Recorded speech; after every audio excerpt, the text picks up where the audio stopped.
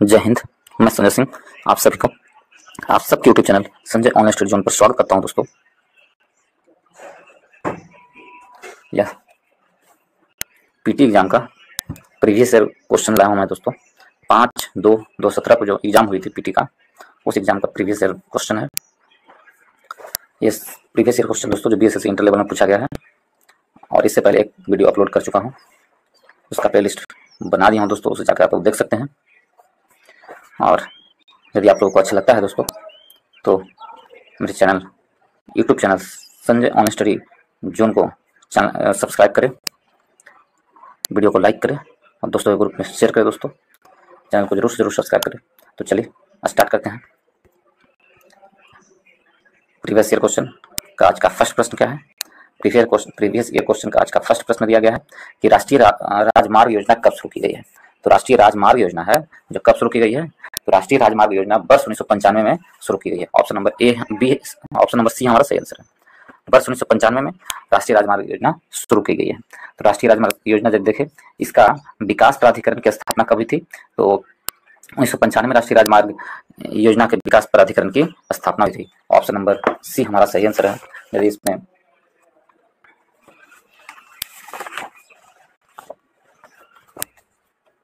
सर्वाधिक सड़क घनत्व वाला राज्य कौन सा है? यदि आपसे ये प्रश्न पूछ लिया जाए कि सबसे अधिक सड़क घनत्व वाला राज्य कौन सा है, तो केरल है। सबसे अधिक सड़क घनत्व वाला राज्य केरल है। चलिए नेक्स्ट प्रश्न में चलते हैं दोस्तों। नेक्स्ट दिया गया है, इसमें पीली क्रांति का किससे संबंध है? तो पीली क्रांति का जो संबंध है वो पीली क्रांति का संबंध किससे है? तिलहन से है। ऑप्शन नंबर बी हमारा सही आंसर है। पीली क्रांति का संबंध तिलहन से है। तिलहन, ऑप्शन नंबर बी सही आंसर है। ऑप्शन नंबर बी सही आंसर है दोस्तों। ठीक है। यदि हम इसमें देखें, यदि आपसे पूछा जाए नीली क्रांति किससे संबंध है, तो नीली क्रांति मछली पालन से संबंध है। मछली पालन से संबंध है नीली क्रांति। ठीक। यदि आपसे बादामी क्रांति पूछ लिया जाए तो मसालों का उत्पादन होता है बादामी क्रांति से। बादामी क्रांति से क्या होता है? मसालों का उत्पादन होता है। गुलाबी क्रांति आपसे पूछा जाए तो झींगा का उत्पादन किया जाता है गुलाबी क्रांति से। हरित क्रांति अनाज उत्पादन से किया जाता है दोस्तों। श्वेत क्रांति दुग्ध उत्पादन से, और रजत क्रांति अंडा उत्पादन से। ये जितने भी मैंने आपको बताया हूँ सारा का सारा इंपॉर्टेंट है दोस्तों, जो हर एग्जाम में एक ना एक इसमें से ही पूछे जाते हैं। जैसे नीली क्रांति मत्स्य उत्पादन, बादामी क्रांति मसालों का उत्पादन, गुलाबी क्रांति झींगा उत्पादन, हरित क्रांति अनाज उत्पादन, श्वेत क्रांति दुग्ध उत्पादन और रजत क्रांति अंडा उत्पादन। ये काफी इंपॉर्टेंट है। तो दो का आंसर ऑप्शन नंबर बी हमारा सही आंसर होगा। थर्ड नंबर प्रश्न में चलते हैं। भारत में उत्पादित की गई कितने प्रतिशत कॉफी निर्यात की जाती है? तो भारत में जो उत्पादित की गई कॉफी है उसका 10% कॉफी मात्र निर्यात की जाती है। ऑप्शन नंबर सी हमारा सही आंसर है। भारत में कॉफी है जो मात्र 10% ही निर्यात किया जाता है, बाकी हम लोग 90% अपने भारत में ही यूज कर लिया जाता है। तो ऑप्शन नंबर सी हमारा सही आंसर है। 10%, मात्र 10%। नेक्स्ट पे चलते हैं दोस्तों। 4 नंबर प्रश्न दिया गया है, दुर्गा इस्पात कारखाना किसके सहयोग से स्थापित की गई है? दुर्गा इस्पात कारखाना है जो किसके सहयोग से? तो यह कारखाना इंग्लैंड के सहयोग से। हमने एक ट्रिक रखा है दोस्तों, दबी मीन्स क्या हुआ? दुर्गा, द से दुर्गा और बी से ब्रिटेन। तो ये दबी हमने याद रखा है। तो इंग्लैंड के द्वारा शुरू किया गया है। दुर्गा इस्पात कारखाना की स्थापना किसने किया है? तो इंग्लैंड की सहायता से स्थापित किया गया दुर्गा इस्पात कारखाना। ऑप्शन नंबर सी हमारा सही आंसर है। Option number C. देखिए दोस्तों, हमने इसे याद करने का एक ट्रिक याद किया है। जैसे 3-4 को जो इस्पात कारखाना बैठाया गया था वो कौन सा देश की सहायता से बैठाया गया था, उसके लिए हमने एक ट्रिक बनाया था। तो बीरू, भीरू, राज, दबी। बीरू जो आपको बोकारो स्टील प्लांट है वो कहाँ से, किसके द्वारा? बीरू यानी रूस के द्वारा। बोकारो स्टील प्लांट आपको किसके द्वारा बैठा गया? तो किसकी सहायता से? रूस की सहायता से बीरू।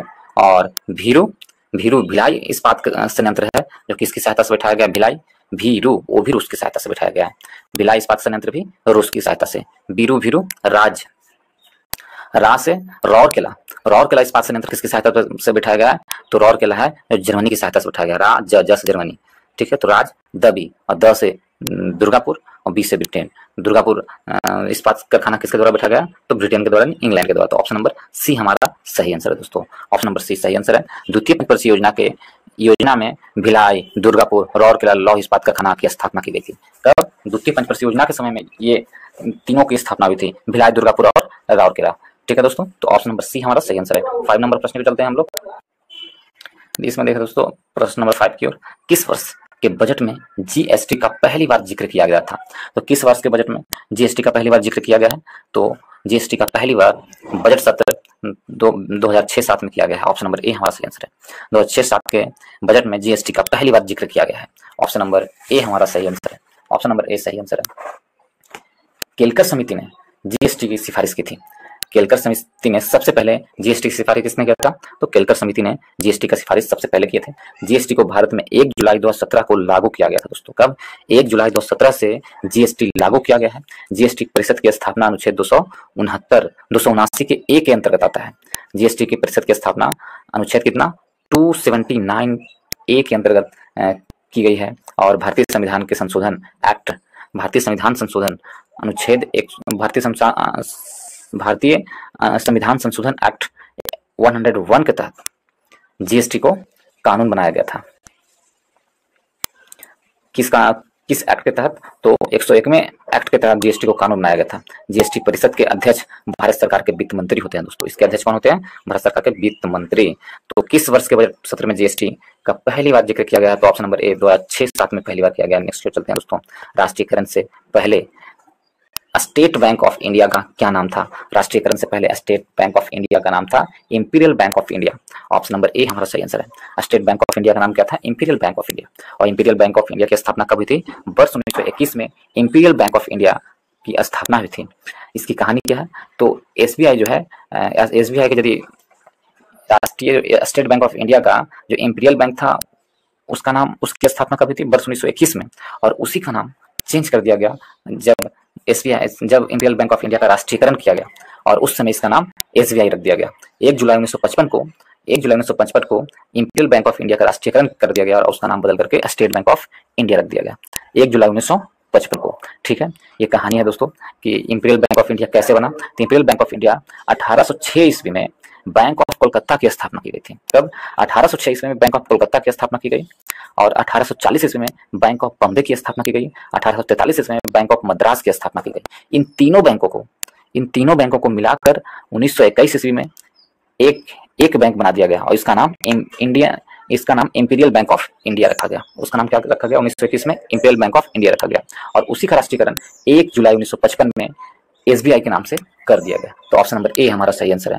नेक्स्ट क्यों चलते हैं दोस्तों 7 नंबर प्रश्न की ओर। हम किस पंचवर्षीय योजना के अंत में हैं? तो जो हम थे उस समय जब ये प्रश्न पूछा गया था उस समय हम किस पंचवर्षीय योजना के अंत में थे? तो 12वीं पंचवर्षीय योजना के अंत में थे। ऑप्शन नंबर बी हमारा सही आंसर है।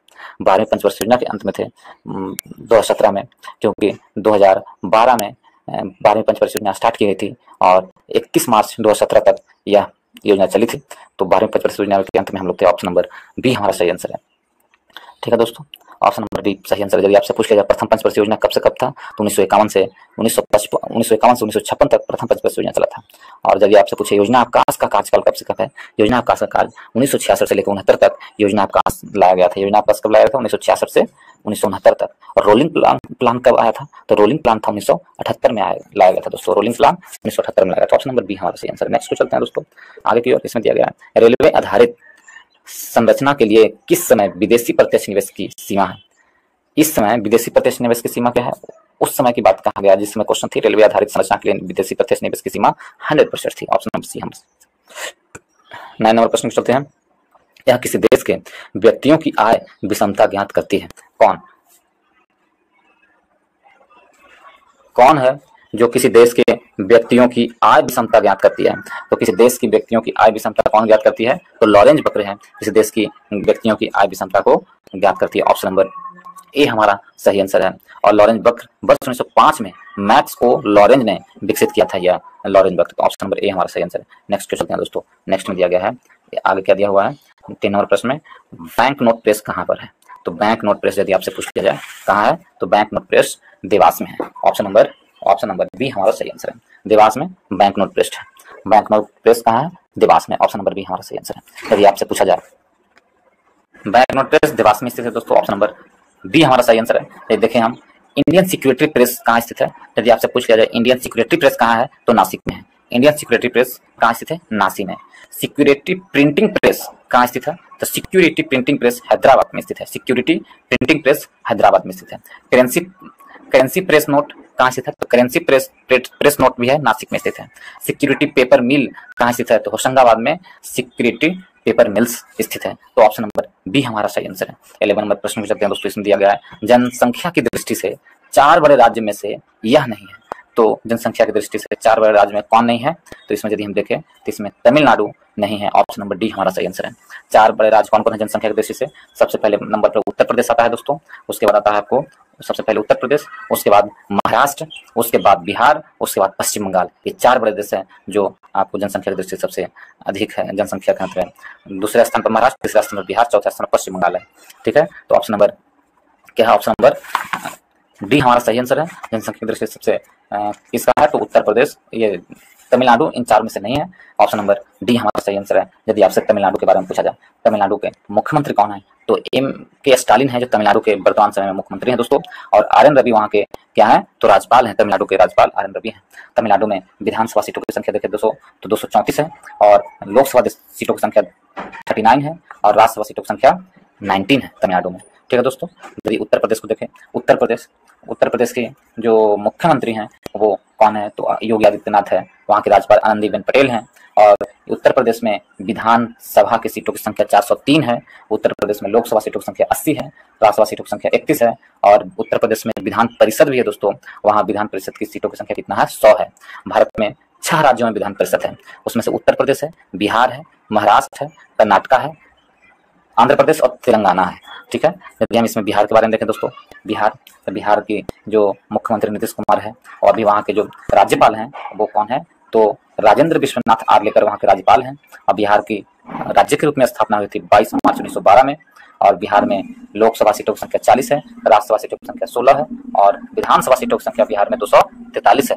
और बिहार में विधान परिषद भी है, और विधान परिषद की संख्या कितना है? 75। कितना है? 75 है। ठीक है, यदि हम महाराष्ट्र को चलते हैं, महाराष्ट्र को देखें तो महाराष्ट्र के जो मुख्यमंत्री हैं एकनाथ शिंदे हैं दोस्तों। ठीक है, और महाराष्ट्र में रमेश बैस वहाँ के राज्यपाल हैं। और महाराष्ट्र के जो राजधानी हुआ मुंबई, विधानसभा सीटों की संख्या 288, राज्यसभा सीटों की संख्या कितना है? महाराष्ट्र में 19 है, लोकसभा सीटों की संख्या 48 है, और विधान परिषद भी है महाराष्ट्र में। अब विधान परिषद की संख्या महाराष्ट्र में 78 है दोस्तों, 78। ठीक है, तो मेरा आंसर क्या होगा? ऑप्शन नंबर डी हमारा सही आंसर है। नेक्स्ट पे चलते हैं दोस्तों, 12 नंबर प्रश्न की ओर। निम्नलिखित में से किसका प्रति वर्ग किलोमीटर जनसंख्या घनत्व अधिक है? सबसे अधिक जनसंख्या घनत्व किसका है? इस आंसर में जब देखें हम, सबसे अधिक जनसंख्या घनत्व प्रति वर्ग किलोमीटर बिहार का है। ऑप्शन नंबर ए हमारा सही आंसर है।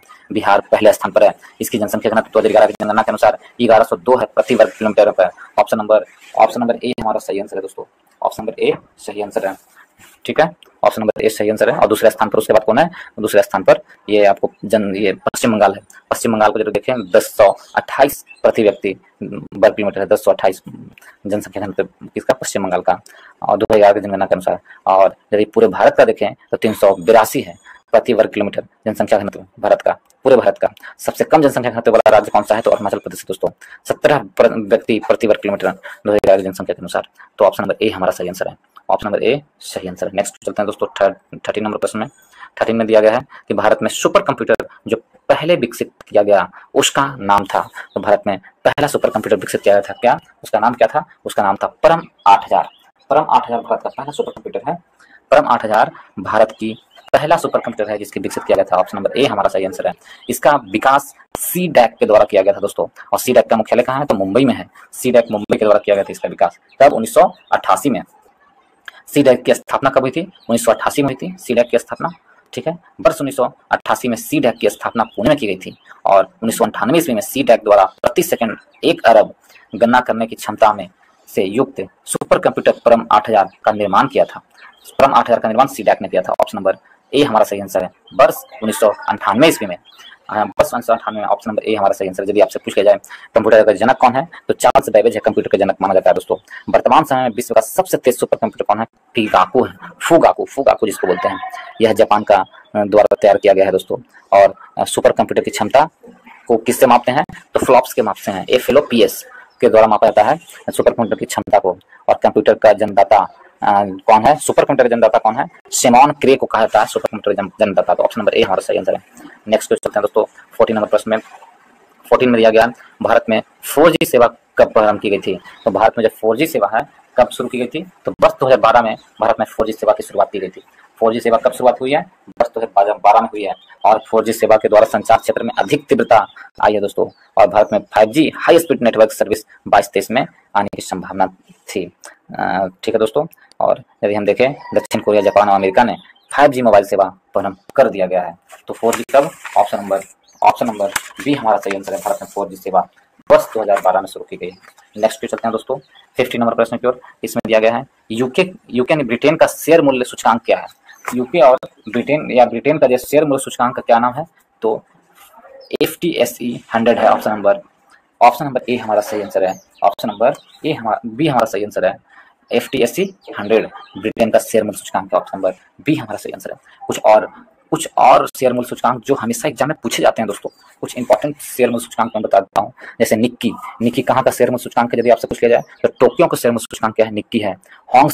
हांगकांग का शेयर मूल्य सूचकांक है सेट कहाँ का है? तो थाईलैंड का है शेयर मूल्य सूचकांक सेट है। और डी जोन्स कहाँ का शेयर मूल्य सूचकांक है?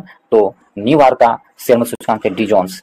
कैल्से कंपोजिट कहाँ का है? मलेशिया का है। और IPC कहाँ का शेयर मूल्य सूचकांक है? आईपीसी है जो मैक्सिको का शेयर मूल्य सूचकांक है। मीबटेल इटली का है और बोबेस्पा ब्राजील का शेयर मूल्य सूचकांक है। ऑप्शन नंबर बी हमारा सही आंसर है। नेक्स्ट पे चलते हैं दोस्तों 60 नंबर प्रश्न की ओर। इसमें दिया गया है रिजर्व बैंक ऑफ इंडिया के प्रथम भारतीय गवर्नर कौन थे? रिजर्व बैंक ऑफ इंडिया के प्रथम भारतीय governor CD Deshmukh. Option number ए हमारा सही आंसर है। रिजर्व बैंक ऑफ इंडिया के प्रथम भारतीय गवर्नर CD देशमुख थे। ऑप्शन नंबर ए हमारा सही आंसर है। वर्तमान में RBI के कौन है गवर्नर? तो RBI के वर्तमान समय में शक्तिकांत दास है दोस्तों। वर्तमान समय में कौन है? शक्तिकांत दास है। रिजर्व बैंक की जो स्थापना हुई थी 1935 में हुई थी। कौन से अधिनियम से? 1934 के अधिनियम के द्वारा। इसकी स्थापना 1 अप्रैल 1935 में हुई थी। और रिजर्व बैंक RBI 2 वर्ष की स्थायित्व आर्थिक समीक्षा रिपोर्ट जारी करती है। आर्थिक समीक्षा वित्त मंत्रालय के द्वारा निकाला जाता है। तो ऑप्शन नंबर ए हमारा सही आंसर है। 17 नंबर प्रश्न चलते हैं। वह विद्यार्थी जिसने रुपया का साइन डिजाइन किया है वह, तो किसने डिजाइन किया था? कौन रुपया का साइन डिजाइन किया था? किस IIT के विद्यार्थी थे? तो वो जो था IIT मुंबई का। ऑप्शन नंबर बी हमारा सही आंसर। IIT मुंबई के थे। IIT मुंबई के विद्यार्थी ने या RBI जो रुपया का जो साइन है वो डिजाइन किए थे 2010 में। ऑप्शन नंबर बी हमारा सही आंसर है। 18 नंबर प्रश्न चलते हैं। यह कार्बन कर घोषित करने वाला प्रथम देश था। तो कार्बन कर घोषित करने वाला प्रथम देश कौन है? फिनलैंड है। ऑप्शन नंबर सी हमारा सही आंसर है। कार्बन कर घोषित किसने किया? फिनलैंड ने। और ग्लोबल कार्बन प्रोजेक्ट 2017 के अनुसार चीन सर्वाधिक कार्बन उत्सर्जन करता है। 27% कुल कार्बन उत्पादन करता है। कौन? चीन है। दूसरा स्थान पर कार्बन उत्सर्जन करने वाला देश कौन है? तो अमेरिका है। और तीसरे स्थान पर भारत है जो मात्र 7% कार्बन उत्पादन करता है। और यूरोपीय यूनियन ने 10% कार्बन को उत्सर्जन, पूरे यूरोपीय यूनियन मिलाकर करें तो कितना? 10%। ठीक है। कार्बन यानी CO2 का कारण जीवाश्म ईंधन होता है दोस्तों। और CO2 ग्लोबल वार्मिंग का मुख्य कारण है। ग्रीन हाउस गैस में यह गुण पाया जाता है कि वह पृथ्वी से परावर्तित अवरक्त विकिरणों को पुनः परावर्तित कर पृथ्वी के वायुमंडल में भेज देता है, जिससे पृथ्वी के तापमान बढ़ जाती है। तो ऑप्शन नंबर सी हमारा सही आंसर है। फिनलैंड ने सबसे पहले कार्बन कर जारी किया है। नेक्स्ट चलते हैं दोस्तों, आगे की ओर चलते हैं। इसमें दिया गया है 19 नंबर, कीवी चिड़िया कहाँ पाई जाती है? कीवी है जो न्यूजीलैंड में पाई जाने वाली एक पक्षी है। कीवी ऑप्शन नंबर सी हमारा सही आंसर। कहाँ? न्यूजीलैंड में पाई जाती है कीवी। और यदि हम देखें सबसे छोटी पक्षी कौन है? सबसे छोटी पक्षी इसमें देखें तो हमिंग्सबर्ड है। हमिंग्सबर्ड है जो सबसे छोटी पक्षी है। सबसे बड़ा जीवित पक्षी कौन है? तो शुतुरमुर्ग सबसे बड़ा जीवित पक्षी है। उड़ान नहीं भरने वाली पक्षी कौन है? कीवी और एमू है जो उड़ान नहीं भरने वाली पक्षी है। अब विश्व का सबसे बड़ा चिड़ियाघर क्रूजर नेशनल पार्क है। विश्व का सबसे बड़ा चिड़ियाघर कहाँ है? क्रूजर नेशनल पार्क जो दक्षिण अफ्रीका में पता है। नेक्स्ट पे चलते हैं दोस्तों 20 नंबर प्रश्न की ओर। इसमें दिया गया ब्राजील की मुद्रा क्या है? यदि हम देखें ब्राजील की मुद्रा, तो ब्राजील की मुद्रा क्या है? तो इसकी मुद्रा रियल है। ऑप्शन नंबर बी हमारा सही आंसर है। ब्राजील की मुद्रा रियल है। ऑप्शन नंबर बी सही आंसर है। ब्राजील की मुद्रा रियल है। यदि और कुछ राज्यों की मुद्रा के बारे में, देशों की मुद्रा के बारे में देखो दोस्तों जो काफी इंपॉर्टेंट है। यदि आपसे पूछ लिया जाए रुबल किस देश की मुद्रा है? तो रुबल रूस की मुद्रा का नाम क्या है? रुबल है रूस की मुद्रा का। और बरर किस मुद्रा का नाम है? तो बरर है इथोपिया की मुद्रा का नाम है क्या? बरर। और इथोपिया की मुद्रा का नाम क्या है? बरर। और रियाल किस देश की मुद्रा का नाम है? तो रियाल है सऊदी अरब की मुद्रा का नाम। सऊदी अरब की मुद्रा का नाम क्या है? रियाल है। यदि हम देखें कजाकिस्तान की मुद्रा का नाम टेंगे है। कजाकिस्तान की मुद्रा का नाम। तुर्कमेनिस्तान की मुद्रा का नाम मनात है। मनात तुर्कमेनिस्तान है। और कजाकिस्तान का हो गया वो मनात हो गया तुर्कमेनिस्तान। ताजिकिस्तान के सोमोनी। मैक्सिको की मुद्रा का नाम पिसो है। वात्सवाना की मुद्रा का नाम पुला है। और मारितानिया की मुद्रा का नाम क्या है? तो ओकुआ है। तो ऑप्शन नंबर सी बी हमारा सही आंसर है, रियल। 21 में चले। कौन महलों का शहर कहलाता है? महलों का कौन महलों का शहर कहलाता है? तो महलों का शहर किसे कहते हैं दोस्तों? महलों का शहर कोलकाता को कहा जाता है। ऑप्शन नंबर बी हमारा सही आंसर है। कोलकाता को महलों का शहर कहते हैं। ठीक है, महलों का शहर कोलकाता को कहते हैं। यदि आपसे पूछे 7 टापुओं का शहर किसे कहते हैं? तो 7 टापुओं का नगर कहते हैं मुंबई को। 7 टापुओं का नगर कहता है। भारत का बगीचा किसे कहते हैं दोस्तों? तो बेंगलुरु को भारत का बगीचा कहते हैं। गुलाबी शहर किसे कहते हैं? तो जयपुर को गुलाबी शहर कहते हैं। साइंस सिटी किसे कहा जाता है? तो बेंगलुरु को साइंस सिटी कहा जाता है। उत्तर प्रदेश का मैनचेस्टर किसे कहते हैं? तो कानपुर को उत्तर प्रदेश का मैनचेस्टर कहा जाता है। पूर्व का मैनचेस्टर ओसाका को कहा जाता है। मोतियों का द्वीप बहरीन को कहा जाता है। लिली का देश किसे कहते हैं? तो कनाडा को लिली का देश कहा जाता है दोस्तों। ऑप्शन नंबर बी हमारा सही आंसर है। नेक्स्ट को चलते हैं। इसमें दिया गया है 22 नंबर प्रश्न में, किसे अच्छे समय का राजा कहा जाता है? तो अच्छे समय का राजा किसे कहते हैं? तो अच्छे समय का राजा विजय माल्या को कहते हैं। ऑप्शन नंबर सी हमारा सही आंसर है। अच्छे समय का राजा विजय माल्या को कहते हैं। ये किंगफिशर के मालिक हैं। विजय माल्या शराब के बड़े व्यवसायी रहे हैं दोस्तों, और दिवालियापन का आरोप भी विजय माल्या पर लगा। ऑप्शन नंबर सी सही आंसर है। नेक्स्ट की ओर चलते हैं 23 की ओर। यह मुंबई की प्रथम परखनली शिशु थी और 2016 में इन्होंने एक शिशु को जन्म दिया था। कौन? उसका नाम क्या है? तो हर्षा। हर्षा है जो मुंबई की प्रथम परखनली शिशु था। ठीक है, और 2016 में एक शिशु का जन्म दिया है। ऑप्शन नंबर बी हमारा सही आंसर है। परखनली शिशु एक ऐसी विधि है जिसमें निषेचन माँ के गर्भाशय के बाहर परखनली में होती है। ठीक है, तो ऑप्शन नंबर बी हमारा सही आंसर है। यदि आपसे पूछ लिया जाए कि विश्व का प्रथम परखनली शिशु कहाँ जो हुई थी, उसका क्या था? लुइस जोय ब्राउन नामक लड़की एक थी। ठीक है, उसका हुआ था, और लुइस जोय ब्राउन का जन्म 25 जुलाई 1978 को इंग्लैंड में हुआ था दोस्तों। ठीक है, नेक्स्ट पे चलते हैं 24 नंबर प्रश्न में। 24 में दिया गया है कि 24 नंबर प्रश्न में क्या है, इसको यदि देखें, इंडियन एयरलाइंस की प्रथम महिला पायलट कौन थी? इंडियन एयरलाइंस की प्रथम महिला पायलट कौन है? तो इंडियन एयरलाइंस की प्रथम महिला पायलट दुर्गा बनर्जी थी। ऑप्शन नंबर ए हमारा सही आंसर है। दुर्गा बनर्जी प्रथम महिला एयर पायलट बनी थी इंडियन एयरलाइंस की। वायुसेना की प्रथम महिला पायलट कौन है?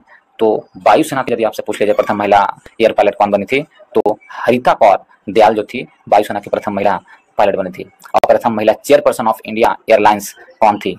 इंडियन एयरलाइंस की प्रथम महिला चेयरपर्सन कौन बनी थी? तो सुषमा चावला बनी थी। और भारत का प्रथम महिला एयर वाइस मार्शल कौन है? तो भारत का प्रथम महिला air vice marshal P Bandopadhyay. ठीक है, तो ऑप्शन नंबर ए हमारा सही आंसर है। नेक्स्ट चलते हैं दोस्तों। नेक्स्ट में दिया गया है 25 में, किनको महामना कहा जाता है? तो महामना किसे कहते हैं? महामना पंडित मदन मोहन मालवीय को महामना के नाम से जाना जाता है। ऑप्शन नंबर सी हमारा सही आंसर है। और पंडित मदन मोहन मालवीय 1915 ईस्वी में हिंदू महासभा की स्थापना की थी। तब हिंदू महासभा की स्थापना 1915 में की थी। और पंडित मदन मोहन मालवीय ने सेंट्रल स्कूल को 4 फरवरी 1916 में BHU में बदल दिया था, सेंट्रल यूनिवर्सिटी को। ठीक है, द लीडर, अभ्युदय, हिंदुस्तान जैसे प्रसिद्ध समाचार पत्र मदन मोहन मालवीय द्वारा निकाली गई थी। ठीक है, और वे जलियांवाला बाग हत्याकांड पर कांग्रेस के द्वारा बनाए गए 8 सदस्य समिति के अध्यक्ष भी थे Madan Mohan Malviya. Option number C हमारा सही आंसर है। नेक्स्ट को चलते हैं दोस्तों 26 में। प्रथम भारतीय अभिनेत्री कौन थी जिन्होंने दादा साहब फाल्के पुरस्कार प्रदान किया था? दादा साहब फाल्के पुरस्कार प्राप्त करने वाले प्रथम भारतीय अभिनेत्री कौन थी? तो देविका रानी रोडिक थी प्रथम भारतीय अभिनेत्री दादा साहब फाल्के पुरस्कार प्राप्त की थी। और वर्ष 1969 ईस्वी में दादा साहब फाल्के पुरस्कार देविका रानी रोडिक को दिया गया था। और दादा साहब फाल्के पुरस्कार 1969 में दिया गया था। ठीक है, और दादा साहब फाल्के पुरस्कार को भारत का फिल्म जगत का सबसे उत्कृष्ट पुरस्कार माना जाता है दोस्तों। ठीक है, देखें तो 1913 में राजा हरिश्चंद्र फीचर फिल्म का निर्माण किए थे। राजा हरिश्चंद्र दादा साहब फाल्के पुरस्कार फाल्के नहीं किया था। ऑप्शन नंबर ए हमारा सही आंसर है, देविका रानी रोडिक। नेक्स्ट को चलते हैं 27 नंबर प्रश्न की ओर दोस्तों। काफी डिटेल हो जा रहा है दोस्तों, इसे मैं और शॉर्ट करना चाहूंगा ताकि वीडियो लंबा होगा फिर। चलिए 27 नंबर प्रश्न में थोड़ा फास्ट में बोलूंगा तो हो जाएगा। ठीक है, इसमें दिया गया 27 में, यह हिंदी साहित्य के एक प्रसिद्ध आलोचक थे। कौन थे जो हिंदी साहित्य के प्रसिद्ध आलोचक थे? तो रामचंद्र शुक्ल थे जो हिंदी साहित्य के प्रसिद्ध आलोचक थे। या नामवरण सिंह भी थे जो क्या थे? इस ऑप्शन में रामचंद्र शुक्ल नहीं है, तो इस ऑप्शन में नामवरण सिंह का नाम है। तो नामवरण सिंह हिंदी साहित्य के प्रसिद्ध आलोचक थे। ऑप्शन नंबर ए हमारा सही आंसर है। ठीक है, आचार्य राजेंद्र शुक्ल की प्रसिद्ध पुस्तक चिंतामणि है। ठीक, जयशंकर प्रसाद आधुनिक भारत के सबसे बड़े नाटककार हैं। आधुनिक भारत के सबसे बड़े नाटककार कौन है? जयशंकर प्रसाद हैं। चंद्रगुप्त मौर्य, स्कंदगुप्त, विशाख दत्त, ध्रुव स्वामी आदि प्रसिद्ध नाटक जयशंकर प्रसाद द्वारा लिखा गया है। जयशंकर प्रसाद ने ये सारे नाम लिखे हैं। ठीक है, ऑप्शन नंबर ए हमारा सही आंसर है। 28 में चलते हैं दोस्तों। पद्मावत के लेखक कौन है? तो पद्मावत के लेखक कौन है? मलिक मोहम्मद जायसी है पद्मावत के लेखक। ऑप्शन नंबर सी हमारा सही आंसर है। पद्मावत अवधी भाषा में लिखी गई पुस्तक है और 1541 ईस्वी में शेर शाह के काल में मलिक मोहम्मद जायसी द्वारा पद्मावत पुस्तक लिखी गई थी।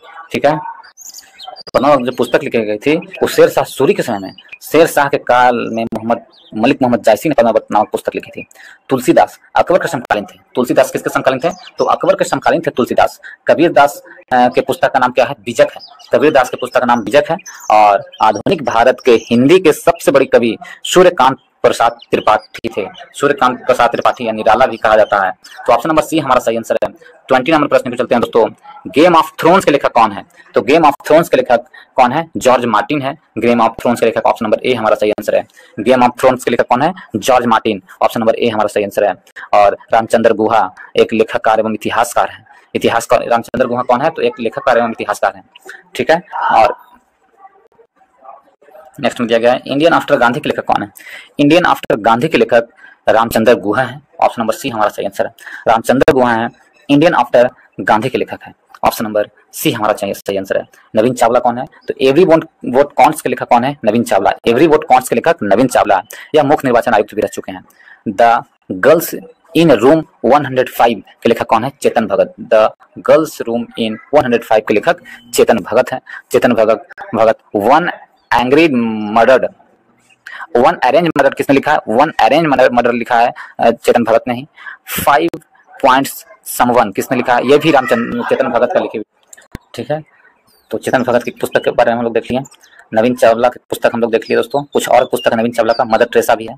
फेथ एंड कैंपेन्स भी है नवीन चावला का। Ramachandra Guha the Commonwealth of cricket, Gandhi before India, Bharat Nehru के बाद, ये सब किसकी लिखी हुई है? तो रामचंद्र गुहा की लिखी हुई पुस्तक है। ठीक है। सुरेश मैन की पुस्तक है पटौदी नवाब ऑफ क्रिकेट। तो ऑप्शन नंबर सी हमारा सही है। 31 नंबर का प्रश्न पे चलते हैं। 31 में दिया गया है किस भारतीय क्रांतिकारी के जेल का कमरा अब एक पर्यटक स्थल बना दिया गया है? अब एक पर्यटक स्थल बना दिया। किस क्रांतिकारी के जेल के कमरा को एक पर्यटक स्थल के रूप में घोषित किया गया है? यदि इसे देखें तो कौन सा क्रांतिकारी है? तो उनका नाम है वीर सावरकर जेल का कमरा को पर्यटक स्थल बना दिया गया है। ऑप्शन नंबर ए हमारा सही आंसर है। वीर सावरकर के हमारी जेल डायरी जयप्रकाश नारायण द्वारा लिखी गई पुस्तक है हमारी जेल डायरी। ठीक है। Doctor B D. सावरकर को पोर्ट ब्लेयर में सेलुलर जेल में रखा गया था और भारत सरकार ने सेलुलर जेल को उस कमरा का नाम सावरकर के नाम पर रखा है। अन्ना हजारे क्या है? एक गांधीवादी चिंतक है अन्ना हजारे। ठीक है। नेक्स्ट क्वेश्चन चलते हैं दोस्तों। 32 में किसने ईमेल के लिए @ चिन्ह चुना है? ईमेल के लिए @ चिन्ह किसने चुना है? तो ईमेल के लिए @ चिन्ह चुनने वाले कौन है? रे टॉम्सलिंसन है। ऑप्शन नंबर ए हमारा सही आंसर है। रे टॉम्सलिंसन है जो @ चिन्ह को चुने थे। तो ऑप्शन नंबर ए हमारा सही आंसर है 32 का। यदि इसमें देखें ईमेल के जनक कौन है? तो ईमेल के जनक रे टॉम्सलिंसन को माना जाता है दोस्तों। ईमेल का जनक www के आविष्कारक कौन है? टी वर्सन ली है www का आविष्कारक। आईसी चिप का विकास किसने किया था? JS किल्वी ने आईसी चिप का विकास किया है। फेसबुक के संस्थापक कौन है? मार्क जुकरबर्ग है दोस्तों। एप्पल के संस्थापक स्टीव जॉब्स है। और माइक्रोसॉफ्ट कॉर्पोरेशन की स्थापना कब की गई थी? तो 1975 ईस्वी में बिल गेट्स एवं पॉल एलन के द्वारा किया गया था। ठीक है। तो ऑप्शन नंबर ए हमारा सही आंसर है। नेक्स्ट चलते हैं। इसमें दिया गया 33 में किस बैंक ने अपने कर्मचारियों को घर से बैंक के सर्विस अभिगम करने का इजाजत दी है? तो किस बैंक ने दिया इजाजत? तो आईसीआईसीआई बैंक ने। ऑप्शन नंबर डी हमारा सही आंसर है। आईसीआईसीआई बैंक ने दिया है। नेक्स्ट प्रश्न चलते हैं दोस्तों। 34 में यह लेखक या लेखिका का जन्म बिहार में हुआ था। किसका जन्म बिहार में हुआ था? तो इसमें देखिए फणीश्वरनाथ रेणु का जन्म बिहार में हुआ था। वर्ष 1921 में फणीश्वरनाथ रेणु का जन्म फारबिसगंज के पास आरोही हिंगना गांव में हुआ था। और फणीश्वरनाथ रेणु भारत के प्रथम आंचलिक उपन्यासकार थे। भारत का प्रथम आंचलिक उपन्यास मैला आंचल है और मैला आंचल पूर्णिया क्षेत्र से जुड़ा हुआ है दोस्तों। प्रेमचंद भारत का सबसे बड़ा उपन्यासकार है। प्रेमचंद है जो भारत का सबसे बड़ा उपन्यासकार है। प्रेमचंद की कहानियों का संग्रह मानसरोवर कहा जाता है। और महादेवी वर्मा छायावादी कवित्री हैं। कौन है? छायावादी कवित्री है महादेवी वर्मा। तो ऑप्शन नंबर ए हमारा सही आंसर है। नेक्स्ट चलते हैं दोस्तों। 35 में बिस्मिल्लाह खान किस साज के बजाने के लिए प्रसिद्ध थे? तो बिस्मिल्लाह खान थे जो किस साज के बजाने के लिए प्रसिद्ध थे? बिस्मिल्लाह खान शहनाई बजाने में प्रसिद्ध थे। ऑप्शन नंबर डी हमारा सही आंसर है। शहनाई बजाने में प्रसिद्ध कौन है? बिस्मिल्लाह खान है। ऑप्शन नंबर डी सही आंसर है। बिस्मिल्लाह खान 2001 में बिस्मिल्लाह खान को लता मंगेशकर के साथ भारत रत्न दिया गया था। ठीक है। यदि और देखें दयाराम शंकर जगन्नाथ और अली अहमद हुसैन खान सब प्रसिद्ध वादक क्या है? शहनाई वादक है। प्रसिद्ध शहनाई वादक है ये सब। ठीक है। नेक्स्ट चलते हैं दोस्तों 36 नंबर प्रश्न की ओर। इसमें दिया गया वह गायन शैली नवाब वाजिद अली शाह के दरबार से शुरू हुई है। नवाब वाजिद अली शाह के दरबार से शुरू हुई है वह गायन शैली कौन है? वह गायन शैली ठुमरी है। ऑप्शन नंबर सी हमारा सही आंसर है। उस गायन शैली का नाम क्या है? ठुमरी। ठुमरी गायन शैली की शुरुआत नवाब वाजिद अली शाह के दरबार में हुई थी। ऑप्शन नंबर सी हमारा सही आंसर है। ठुमरी गायन शैली का संबंध लखनऊ घराना से है। कहाँ से है? लखनऊ घराना से ठुमरी वादन शैली का शुरुआत। ठुमरी गायन शैली उत्तर प्रदेश में 15वीं शताब्दी में प्रारंभ हुआ था दोस्तों ठुमरी, और ख्याल स्वर प्रधान गायन शैली है। ठीक है, नेक्स्ट चलते हैं 37 की ओर। इसमें दिया गया है स्वराज पार्टी की स्थापना किसने की? तो स्वराज पार्टी की स्थापना यदि हम देखें तो मोतीलाल नेहरू ने किया था। ऑप्शन नंबर ए हमारा सही आंसर है। मोतीलाल नेहरू ने स्वराज पार्टी की स्थापना किए थे। वर्ष 1923 ईस्वी में स्वराज पार्टी की स्थापना इलाहाबाद के आनंद भवन में किया गया था दोस्तों। कहाँ? आनंद भवन में किया गया था, और 1923 में ठीक पंडित मोतीलाल नेहरू और CR दास द्वारा स्वराज पार्टी की स्थापना किया गया था। स्वराज पार्टी का मुख्य उद्देश्य चुनाव में भाग लेकर सदन के अंदर जाकर ब्रिटिश सरकार के वास्तविक रूप को उजागर करना। ठीक है, तो स्वराज पार्टी के विठल भाई पटेल जो थे केंद्रीय विधानमंडल के स्पीकर चुने गए थे 1925 में। ऑप्शन नंबर ए हमारा सही आंसर है। नेक्स्ट चलते हैं दोस्तों। इसमें दिया गया है 38 में दिया गया है क्या कि इसमें दिया गया है 38 में कि यह लेखक या लेखिका अंग्रेजी के बजाय इटालियन में लिखती थी। कौन वो लेखिका है या लेखक है? तो इटालियन में लिखे हैं तो वह झूपा लहड़ी। ऑप्शन नंबर ए हमारा सही आंसर है। झूपा लहड़ी अंग्रेजी के बजाय इटालियन में लिखा करती है। ऑप्शन नंबर ए हमारा सही आंसर है।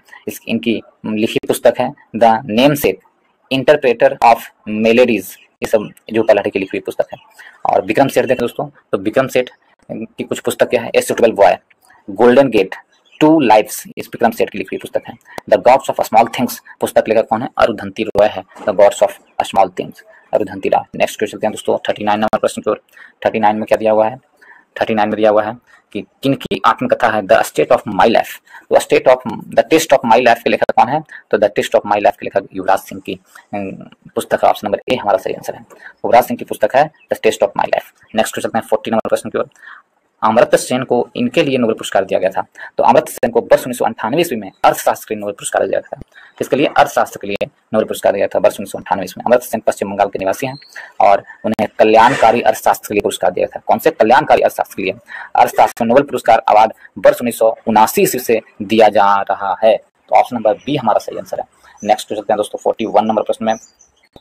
41 में दिया गया है छऊ बिहार के अतिरिक्त किस राज्य का भी लोक नृत्य है? छऊ है जो बिहार के अतिरिक्त पश्चिम बंगाल का लोक नृत्य है। ऑप्शन नंबर ए हमारा सही आंसर है। पश्चिम बंगाल का लोक नृत्य छऊ नृत्य भारत सरकार का सांस्कृतिक मंत्रालय द्वारा शास्त्रीय नृत्य का दर्जा दिया गया है। छऊ नृत्य झारखंड उड़ीसा को भी लोक नृत्य है। बिहार का लोक नृत्य धूमकुड़िया कीर्तनिया, जट जट्ठीन, विदेशिया, पंवरिया, झिंझिया, समाज चकेवा, जतरा, डांगा आदि बिहार के प्रमुख लोक नृत्य हैं। और पश्चिम बंगाल के काठी, गंभीरा, जया, सकीर्तन, राम भेषे आदि जो है किसका है? तो ये झारखंड का, ये पश्चिम बंगाल का लोक नृत्य है। तो ऑप्शन नंबर ए हमारा सही आंसर है। 42 में भारतीय संविधान का कौन सा भाग राज्य के लिए नीति निर्देशक तत्व करने वाले तत्वों का उल्लेख करता है? कौन सा भाग? तो ऑप्शन नंबर डी भाग 4 है। भारतीय संविधान का भाग 4 नीति निर्देशक तत्व को संबंधित दर्शाता है। ऑप्शन नंबर डी हमारा सही आंसर है। यदि भाग 1 में देखें दोस्तों, तो भाग 1 में क्या है? संघ एवं राज्य। भाग 1 में क्या है? संघ एवं प्रदेश के बारे में दिया गया है। भाग 1 में अनुच्छेद कहाँ से कहाँ है? तो अनुच्छेद 1 से लेके 4 तक। ठीक है, भाग 2 में देखें तो भाग 2 में नागरिकता के बारे में दिया गया दोस्तों। नागरिकता के बारे में भाग 2 में अनुच्छेद 5 से 11 तक के बीच में है। भाग 3 में क्या है? मौलिक अधिकार के बारे में दिया है। भाग 3 में मौलिक अधिकार अनुच्छेद 12 से 35 के बीच में स्थित है। भाग 4 में राज्य के नीति निर्देशक तत्व दिया गया दोस्तों। इसका अनुच्छेद 36 से लेकर 51 तक राज्य के नीति निर्देशक तत्व। और भाग 5 में दिया गया शक्ति। भाग 5 में दिया है संघीय शक्ति का विस्तार। भाग 5 में अनुच्छेद 52 से लेकर 151 तक है। तो नेक्स्ट प्रश्न चलते हैं दोस्तों, इसका आंसर क्या होगा? तो इसका आंसर ऑप्शन नंबर डी भाग 4 में। नेक्स्ट चलते हैं, इसमें दिया गया भारतीय संविधान की कौन सी अनुसूची भाषाओं को उल्लेख करती है? भारतीय संविधान की अनुसूची कौन है जो भाषाओं को उल्लेख करती है? तो भारत सरकार की 8वीं अनुसूची है जो क्या दिया गया उसमें? भारत सरकार की 8वीं अनुसूची में भाषाओं के बारे में उल्लेख दिया गया। ऑप्शन नंबर बी हमारा सही आंसर है। भारत की आधिकारिक भाषा 8वीं अनुसूची में दिया गया। ऑप्शन नंबर बी सही आंसर है। यदि 1 से लेके 12 तक के यदि हम देखें अनुसूची को दोस्तों, मैं एक बार पढ़ देता हूँ। प्रथम अनुसूची में संघ एवं उनके प्रदेश, द्वितीय अनुसूची में उच्च पदाधिकारियों का वेतन, तृतीय अनुसूची में उच्च पदाधिकारियों का शपथ, पहले वेतन लेगा तब शपथ लेगा। ठीक है। तृतीय अनुसूची में राज्यसभा में राज्यों एवं केंद्र शासित प्रदेश के प्रतिनिधित्व। 5वीं में क्या है? अनुसूचित जाति एवं जनजाति के विषय दिया हुआ है 5वीं में। और 6ठी अनुसूची में असम, मेघालय, मिजोरम एवं त्रिपुरा के जनजाति के संबंध में असम, मेघालय, मित्री राज्य, आमे मित्री, असम, मेघालय, मिजोरम और त्रिपुरा दिया गया है। छठी अनुसूची में, 7वीं अनुसूची में शक्तियों का विभाजन है, संघ सूची, राज्य सूची और समवर्ती सूची के रूप में। और 8वीं अनुसूची में भारत की आधिकारिक भाषा है। 9वीं अनुसूची में भूमि अधिनियम, भूमि कर 1951 में प्रथम संशोधन किया द्वारा जोड़ा गया था 9वीं अनुसूची। और 10वीं अनुसूची दल बदल कानून है दोस्तों, 1985 में जोड़ा गया था ये 52वां संविधान संशोधन के तहत। और 11वीं अनुसूची पंचायती राज का प्रावधान दिया गया 1992 में। और 12वीं अनुसूची नगर पालिका का प्रावधान दिया गया 1992-93 में। तो 12 अनुसूची मैंने बता दिया, तो ऑप्शन नंबर बी हमारा सही आंसर। नेक्स्ट चलते हैं दोस्तों, डॉक्टर राजेंद्र प्रसाद कितने वर्ष तक राष्ट्रपति रहे हैं? तो डॉक्टर राजेंद्र प्रसाद जब 12 वर्षों तक राष्ट्रपति रहे हैं, ऑप्शन नंबर सी हमारा सही आंसर है। 12 वर्षों तक रहे हैं, 26 जनवरी 1950 से लेकर के 13 मई 1962 तक भारत के राष्ट्रपति के रूप में डॉक्टर राजेंद्र प्रसाद जी रहे हैं। सबसे अधिक समय तक भारत के राष्ट्रपति रहने वाले कौन है? डॉक्टर राजेंद्र प्रसाद है। राष्ट्रपति का पद का उल्लेख भारतीय संविधान के अनुच्छेद 52 में स्थित है दोस्तों। और वर्तमान में जो भारत के 15वें राष्ट्रपति कौन है? तो द्रौपदी मुर्मू है। ऑप्शन नंबर सी हमारा सही आंसर है। 45 में चलते हैं दोस्तों, भारतीय संविधान में राष्ट्रपति चुनाव पद्धति का स्रोत किस देश का संविधान से लिया गया? तो राष्ट्रपति के चुनाव पद्धति का जो स्रोत लिया गया भारतीय संविधान में, किस देश से लिया गया है? यह स्रोत भारतीय संविधान में आयरलैंड के संविधान से लिया गया है। ऑप्शन नंबर सी हमारा सही आंसर है। किस संविधान से? आयरलैंड के संविधान से लिया गया है राष्ट्रपति चुनाव की पद्धति का स्रोत। ऑप्शन नंबर सी हमारा सही आंसर है। ऑप्शन नंबर सी सही आंसर है, आयरलैंड के संविधान से लिया गया है। यदि आप लोग देखेंगे दोस्तों, ब्रिटेन के संविधान से क्या लिया गया है, जिसे इंग्लैंड कहते हैं हम लोग, ब्रिटेन के संविधान से संसदीय प्रणाली, कानून का शासन, एकल नागरिकता, संसदीय विशेषाधिकार ब्रिटेन के संविधान से लिया गया है। अमेरिका के संविधान से क्या लिया गया दोस्तों? अमेरिका के संविधान से उच्चतम न्यायालय का शक्ति एवं आधिकारिक अधिकार और राष्ट्रपति पद, वित्तीय आपातकाल, ये सारा कहां से लिया गया है? अमेरिका के संविधान से लिया गया। फ्रांस के संविधान से देखें दोस्तों, तो फ्रांस के संविधान से गणतंत्र, स्वतंत्रता, समानता और बंधुत्व लिया गया है। रूस के संविधान से मौलिक कर्तव्य और योजना आयोग लिया गया है। रूस के संविधान से मौलिक कर्तव्य और योजना आयोग। कनाडा के संविधान से संघीय ढांचा लिया गया है। और जापान के संविधान से कानून द्वारा स्थापित प्रक्रिया लिया गया है दोस्तों, जापान के संविधान से। ठीक है, नेक्स्ट क्वेश्चन, ऑप्शन नंबर क्या है इसमें? 45 का सी, आयरलैंड के संविधान से लिया गया है चुनाव पद्धति राष्ट्रपति का। नेक्स्ट क्वेश्चन चलते हैं दोस्तों 46 की ओर। लोकसभा के कितने सदस्य राष्ट्रपति मनोनीत करते हैं? तो लोकसभा के कितने सदस्य? तो 2 सदस्य को राष्ट्रपति मनोनीत करते हैं, जिसे अब समाप्त कर दिया दोस्तों। लोकसभा के जो 2 सदस्य एंग्लो इंडियन के रूप में मनोनीत किया जाता था, उसे अब समाप्त कर दिया गया है। 104वां संविधान संशोधन एक्ट 1919 के द्वारा आंग्ल इंडियन भारतीय लोकसभा के प्रतिनिधित्व के लिए कोई उल्लेख नहीं किया गया है। इस प्रकार आंग्ल भारतीय के 2 सदस्यों को मनोनीत करने का अधिकार अब राष्ट्रपति के पास नहीं रहेगा। ठीक है दोस्तों, तो ऑप्शन नंबर ये हमारा सही आंसर है। 1919 के बाद इसे समाप्त कर दिया गया है। ठीक है, और ये जो आंग्ल इंडियन का जो मनोनयन होता था लोकसभा में, अनुच्छेद 331 के तहत होता था। किस अनुच्छेद के तहत? 331 के तहत हुआ करता था। और लोकसभा का गठन कब हुआ, किस अनुच्छेद में है? अनुच्छेद 81 में लोकसभा का गठन के बारे में दिया गया है। और लोकसभा अधिकतम सीटों की संख्या 552 है दोस्तों, लेकिन अब एंग्लो इंडियन का 2 हटा दिया गया तो 550 है।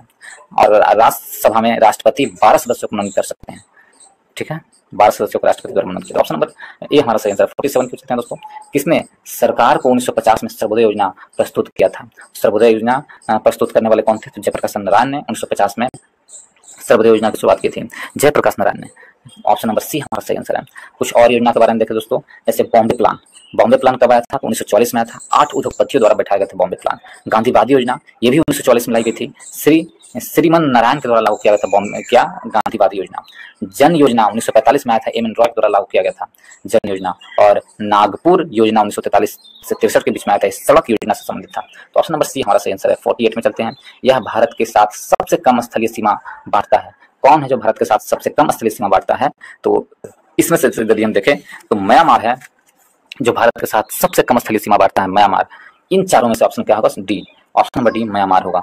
Option number D Myanmar. यदि हम देखें दोस्तों, भारत के साथ सबसे ज्यादा स्थलीय सीमा बांटने वाला राज्य देश कौन है? तो बांग्लादेश है। सबसे ज्यादा भारत के साथ स्थलीय सीमा बांटता है, 4096 किलोमीटर, 4096 किलोमीटर। उसके बाद कौन है? चीन है दूसरे स्थान पर सबसे ज्यादा सीमा रेखा साझा करने वाला भारत के साथ, 3488 किलोमीटर भारत के साथ। उसके बाद पाकिस्तान है 3323 किलोमीटर। उसके बाद नेपाल 1751 किलोमीटर। उसके बाद म्यांमार है 1643 किलोमीटर। उसके बाद भूटान 699 किलोमीटर। और उसके बाद अफगानिस्तान 106 किलोमीटर जो पीओके से जुड़ा हुआ है। तो ऑप्शन नंबर डी हमारा सही आंसर है। इन चारों में म्यांमार सबसे कम है, कितना?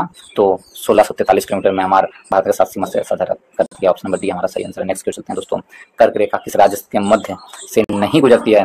कर्क रेखा है जो किस राज्य के मध्य से नहीं गुजरती है? तो कर्क रेखा है जो बिहार से नहीं गुजरती है। ऑप्शन नंबर ए हमारा सही आंसर है, बिहार से होकर नहीं गुजरती है कर्क रेखा।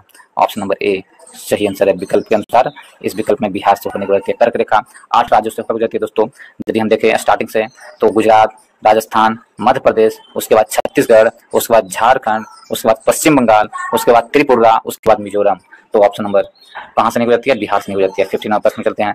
ब्रह्मपुत्र नदी बांग्लादेश में क्या कहलाती है? तो ब्रह्मपुत्र नदी है जो बांग्लादेश में जमुना के नाम से जाना जाता है। ऑप्शन नंबर बी हमारा सही आंसर है। ब्रह्मपुत्र नदी को बांग्लादेश में जमुना कहा जाता है दोस्तों। ऑप्शन नंबर बी हमारा सही आंसर है। और गंगा को बांग्लादेश में पद्मा के नाम से जाना जाता है। पद्मा किसको कहते हैं? तो गंगा को बांग्लादेश में पद्मा के नाम से जाना जाता है। भारत से होकर बहने वाली सबसे लंबी नदी कौन है? ब्रह्मपुत्र है जो 2900 किलोमीटर बहती है। और ब्रह्मपुत्र नदी तिब्बत के मानसरोवर झील से 80 किलोमीटर दूर हिमानी से निकलती है। ब्रह्मपुत्र नदी को तिब्बत में शंगप्पो के नाम से जाना जाता है। और असम में ब्रह्मपुत्र नदी को अरुणाचल प्रदेश में ब्रह्मपुत्र नदी को दिहांग के नाम से जाता है। ब्रह्मपुत्र नदी को दिहांग कहते हैं अरुणाचल प्रदेश में, ठीक है। और असम में ब्रह्मपुत्र नदी को ब्रह्मपुत्र नदी कहा जाता है। तो ऑप्शन नंबर बी हमारा सही आंसर है। 51 में चलते हैं दोस्तों। 51 में कहा बीकर मूल होता है। तो बीकर मूल क्या होता है? तो एक प्रकार का प्रोटीन होता है बीकर मूल। ऑप्शन नंबर सी हमारा सही आंसर है। बीकर मूल क्या है? तो एक प्रकार का प्रोटीन है। यह एक जटिल कार्बनिक यौगिक है। बीकर मूल क्या है? एक जटिल कार्बनिक यौगिक है। इसमें 20 अमीनो अम्ल मिलकर बनता है। कितने? तो 20 अमीनो अम्ल मिलकर बनते हैं। सभी प्रोटीन में नाइट्रोजन पाया जाता है। सभी प्रोटीन में क्या पाया जाता है? तो नाइट्रोजन। प्रोटीन की खोज बर्जेलियस ने किया था। किसने किया था? बर्जेलियस ने। और प्रोटीन शरीर की ऊर्जा एवं शरीर के निर्माण के लिए अनिवार्य होता है दोस्तों। और प्रोटीन की कमी से क्वाशियोरकर एवं मरास्मस रोग होती है। प्रोटीन की कमी से क्वाशियोरकर एवं मरास्मस नामक रोग होता है। ऑप्शन नंबर सी हमारा सही आंसर। नेक्स्ट चलते हैं। बीकर एक प्रोटीन है। नेक्स्ट में 52 में है दोस्तों। मायोपिया के रोगी को किसने या किसके निवारण के लिए चाहिए होता है? तो मायोपिया है जो अप्तल लेंस के द्वारा क्या होता है? उपयोग किया है रोगियों से के लिए चाहिए। मायोपिया को दूर करने के लिए अप्तल लेंस लगाना चाहिए। जो रोगी मायोपिया से ग्रसित है उसे अप्तल लेंस की आवश्यकता होती है। ऑप्शन नंबर ए हमारा सही आंसर है। अप्तल लेंस, ऑप्शन नंबर ए सही आंसर है, ठीक है। नेक्स्ट चलते हैं दोस्तों। 53 में सापेक्षिक आर्द्रता किस यंत्र से मापी जाती है? सापेक्षिक आर्द्रता है जो आपको किससे मापी जाती है? तो हाइग्रोमीटर के द्वारा सापेक्षिक आर्द्रता को मापा जाता है। जो सापेक्षिक आर्द्रता होती है उसे हाइग्रोमीटर के द्वारा मापा जाता है। हाइग्रोमीटर, ठीक है। ऑप्शन नंबर बी हमारा सही आंसर है। यदि आपसे हाइड्रोमीटर के बारे में देखें तो द्रव्यों में जो सापेक्षिक घनत्व होती है उसे मापा जाता है हाइड्रोमीटर के द्वारा। द्रव्यों में जो घनत्व होती है हाइड्रोमीटर। और हाइड्रोफोन यदि देखें दोस्तों तो हाइड्रोफोन पानी के अंदर ध्वनि की तरंगों को गणना की जाती है हाइड्रोफोन के द्वारा। और स्क्रू गेज बारीक के तारों के व्यास को मापने के लिए स्क्रू गेज।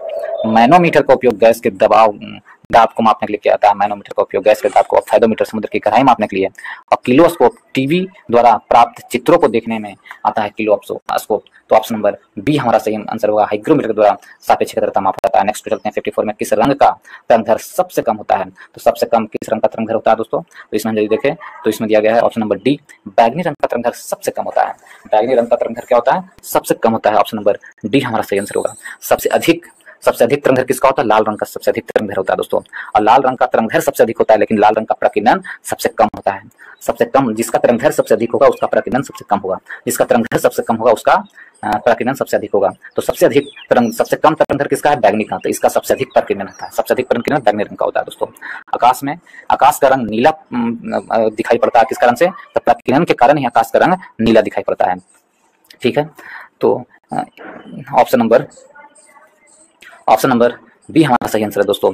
अब इसमें बताया गया है कि एक गुण है प्रकाश का अपवर्तन, पूर्ण आंतरिक परिवर्तन और वर्ण विक्षेपण के कारण क्या होता है? तो इंद्रधनुष जो दिखाई हमें देती है प्रकाश के पूर्ण आंतरिक परिवर्तन के कारण, अपवर्तन के कारण और विक्षेपण के कारण, ये तीनों कारण के होता है।